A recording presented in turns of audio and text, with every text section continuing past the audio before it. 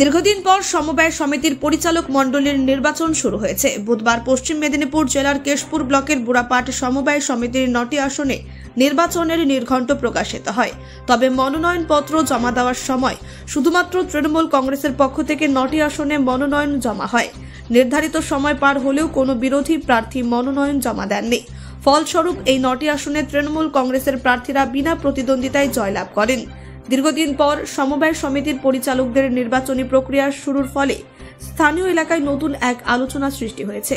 তবে বিরোধী প্রার্থীদের না আসার বিষয়টি নিয়ে রাজনৈতিক বিতর্কও তৈরি হয়েছে। বুড়াপাট সমবায় কৃষি উন্নয়ন সমিতিতে আবার নতুন বোর্ড গঠন হলো।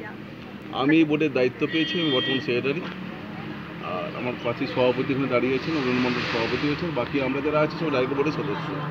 আচ্ছা, আমাদের লক্ষ্য একটা সুন্দর উন্নতর সমবায় সমিতি তৈরি করা, কারণ আমরা বিভিন্ন পরিষেবা দান করি। আমাদের মেম্বার আছেন, তাদেরকে আমরা পরিষেবা দিয়ে থাকি। আমাদের লক্ষ্য আরও সুন্দরভাবে তাদের পরিষেবা দেওয়া করা। আর দ্বিতীয় কথা, আমাদের ব্যাংকিং সিস্টেম আছে।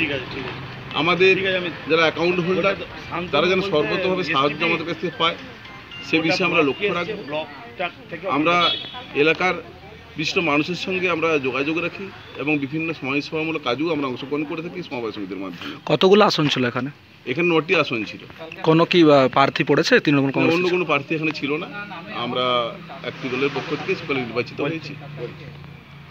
আর আমরা মোটামুটি আমাদের প্রতিজ্ঞাবদ্ধ, যে প্রতিশ্রুতিবদ্ধ, আমরা সুন্দরভাবে এই সমবায় সমিতিকে পরিচালনা করব। এবং যেটা আমরা ধন্যবাদ জানাবো আমাদের মাননীয় মুখ্যমন্ত্রী মমতা ব্যানার্জি মহাশয়কে, তার অনুপ্রেরণায় প্রায় 2 বছর পর আমরা নির্বাচন হলো, আমরা নির্বাচিত হয়েছি, তাই তাকে ধন্যবাদ জানাবো। আবার আপনার নাম? আমার নাম রবিলোচন চৌধুরী, সম্পাদক। আমি বর্তমান সম্পাদক। ব্যুরো রিপোর্ট, নির্ভীক বার্তা।